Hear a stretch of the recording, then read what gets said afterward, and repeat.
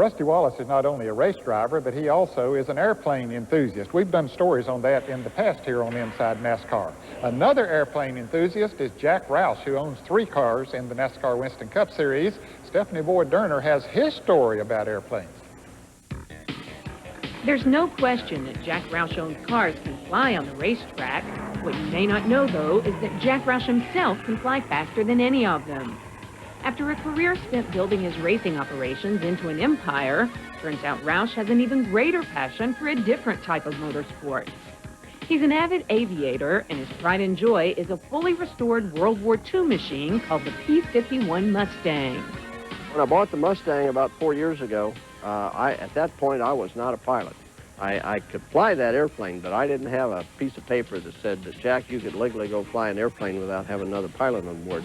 There's only one seat in that airplane with controls on it.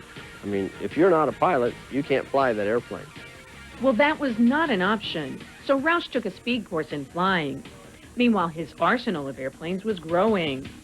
In his hangar near Detroit, Michigan, Roush not only keeps his corporate plane and the P-51, he's also got a 1947 J3 Cub and is completing restoration on the ex-military craft called the AT-6. Was it an instant love affair with aviation, or was it when you got in the cockpit, when you got in the pilot's seat? When was it that you knew, man, I love this stuff? I've got scars all over my fingers, you know, from where when I was 5, 6 years old, I used razor blades to cut these little balsa wood and tissue paper airplanes and glue them together. I was probably sniffing glue without even realizing what I was doing before it was fashionable. But I had always liked aviation. I thought that I would like to be an aeronautical engineer as a youngster. What is it that appeals to you the most? Because obviously you're a gearhead kind of guy. You're known for your engineering. Is it the restoring these things, or is it the flying? Which appeals to you most?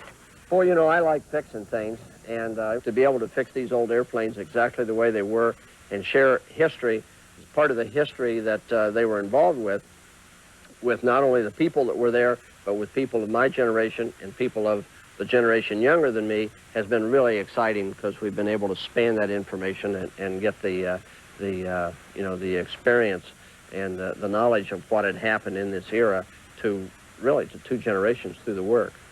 So that's been exciting, and they're just unbelievable to fly. And that's why he does it every chance he gets. Just last month, he took the star of the hit TV series Coach and part-time race car driver Craig T. Nelson up for a spin. Well, I think when Jack's looking at the map, we could be just a little bit of trouble. A little bit of trouble.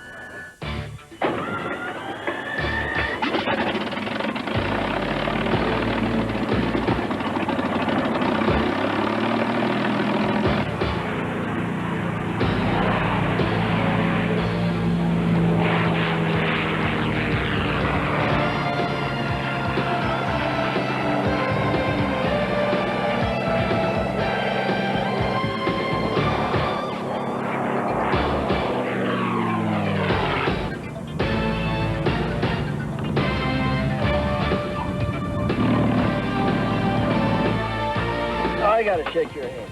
You're a hell of a man. No. I wouldn't sit back there and put up with that, I don't think. The sound of that engine and what this little plane does is capable of doing its agility. And then when Jack landed it and he opened the cockpit, the canopy, and you get that aroma of that engine, it's just, man, great. This actual airplane was a Canadian Air Force airplane that I suspect does not have a military combat history. But the airplane that it's painted like, the Old Crow, the airplane with the serial number that's on the tail, 4450, was Colonel Bud Anderson's airplane in World War II. He was decorated for shooting down something over 18 German fighter airplanes in Western Europe. And he was distinguished later by having been the leader for the fellow who set the sound barrier, broke the sound barrier the first time, General Chuck Yeager. Roush says Anderson and Yeager are still around, and that Anderson often flies his P-51 in air shows around the country for old military flyers. He says those guys understand the passion he feels for the aircraft, a passion he says surpasses all others. this airplane, its restoration, my getting ready to fly it, you know, beginning to understand how to find people to share the challenges of maintaining and upgrading the systems in it has for sure been the biggest, bigger than going through college, bigger than getting my first job, bigger than winning my first motorsport championship, wherever it was. It is the neatest thing that I've done in my life.